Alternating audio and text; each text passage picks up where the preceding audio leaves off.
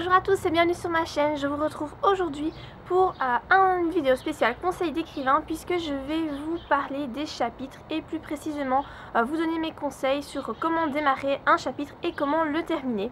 Donc je vais tout d'abord commencer de façon assez logique par la façon de démarrer un chapitre. Alors il faut savoir qu'il y a deux façons de faire. Vous pouvez choisir de démarrer un chapitre en le commençant par l'action. Donc le lecteur est projeté immédiatement dans l'action dès la première phrase du chapitre. C'est bien de faire ça parce que ça va interpeller le lecteur et ça va lui donner envie de poursuivre sa lecture, de savoir ce qui va se passer effectivement dans ce fameux chapitre.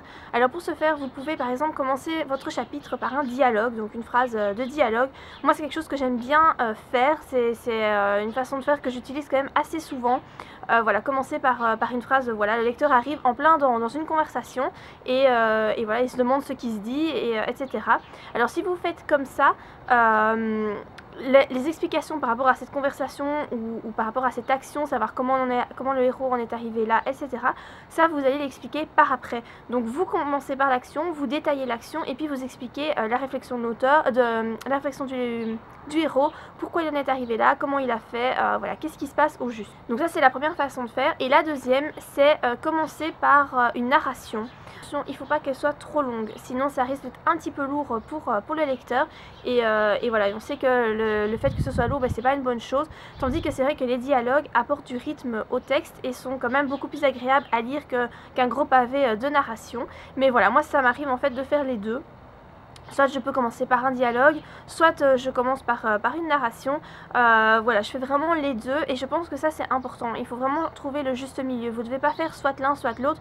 Vous devez vraiment alterner les deux façons de faire. C'est ce que je pense qui est le mieux, c'est vraiment trouver le juste milieu. Quand je vous dis narration, par exemple, vous pouvez commencer votre texte, votre chapitre, en expliquant l'endroit où se trouve le héros. Donc voilà, le héros se trouve dans un nouvel endroit. Il explique ce qu'il voit et ce qu'il observe. Voilà, il parle de ce nouveau lieu où il se trouve. Ça peut être une bonne façon de commencer un chapitre. Mais voilà, comme je vous l'ai dit, il ne faut pas que ce soit trop long. Il ne faut pas que ce soit comme ça à chaque chapitre. Vous devez vraiment essayer d'alterner les deux. Commencer des chapitres par une action et commencer des chapitres par une narration, pour autant qu'elle ne soit pas trop longue. Alors, par rapport à la fin des chapitres, comment vous devez terminer vos chapitres? Alors il y a aussi deux façons de faire.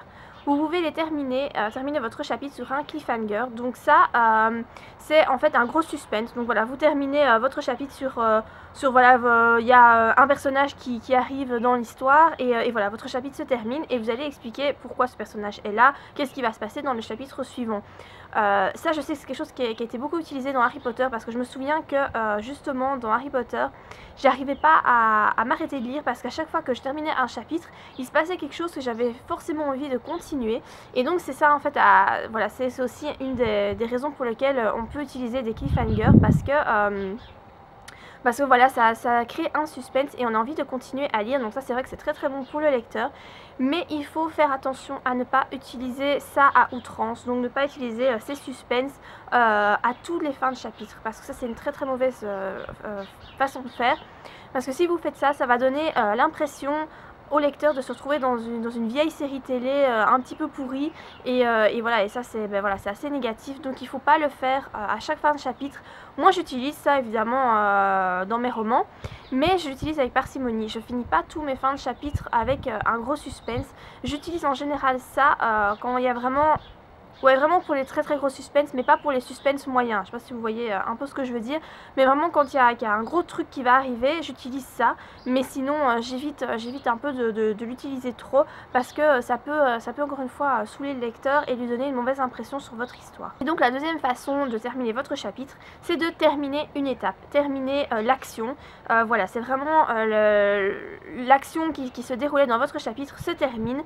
On passe à autre chose dans le chapitre suivant. Donc vous finissez à ce moment-là. Donc par exemple, ça peut être la fin d'une conversation, le départ d'un personnage, le changement de temps, le changement d'endroit. Voilà, vous vous retrouvez par exemple au début du prochain chapitre, vous allez vous retrouver 3 jours plus tard, ce genre de choses, où vous allez changer d'endroit. Voilà, donc vous terminez votre chapitre par la fin donc, de votre étape, et le prochain chapitre vous allez le commencer par forcément une nouvelle action, une nouvelle étape. Le héros a voyagé, il se trouve ailleurs, il a changé de... Voilà, on est une semaine plus tard, ce genre de choses. Donc moi ce que je vous conseillerais, c'est d'utiliser utiliser forcément ces deux façons de faire, ces deux façons de terminer le chapitre. Il faut vraiment pouvoir trouver le juste milieu dans votre récit. Il ne faut pas utiliser soit l'un, soit l'autre, donc pas soit voilà, terminer l'action, soit terminer par un suspense. Il faut vraiment pouvoir trouver le juste milieu entre ces deux choses, parce que si vous faites tout le temps la même chose, ça va saouler votre lecteur. Donc il faut vraiment trouver le juste milieu, et ça c'est pas spécialement évident, mais c'est en vous exerçant que vous allez trouver voilà, comment faire, que vous allez trouver le dosage parfait. C'est aussi en faisant lire vos textes à vos bêta-lecteurs, à votre famille, ou même sur Wattpad ou d'autres plateformes d'écriture que je ne connais pas spécialement, mais je sais qu'il y en a d'autres. Voilà, c'est vraiment en vous exerçant comme ça, en récoltant l'avis des autres, que vous allez savoir si effectivement vous utilisez trop le suspense ou pas assez justement. C'est toujours bien d'avoir un petit peu des avis extérieurs pour pouvoir vous améliorer. Donc voilà tout ce que je pouvais en dire par rapport à la façon de commencer ces chapitres et la façon de les terminer. Si vous avez des questions, des envies de vidéos par rapport au métier d'écrivain, n'hésitez pas à me laisser en commentaire. J'ai plusieurs vidéos qui sont prévues parce que vous êtes de plus en plus nombreux à me poser des questions, donc ça me fait super plaisir et ça donne des idées de vidéos, donc c'est plutôt chouette. En tout cas moi j'espère que celle-ci vous aura été utile, vous aura plu, et je vous dis à très bientôt pour de prochaines vidéos. Bye!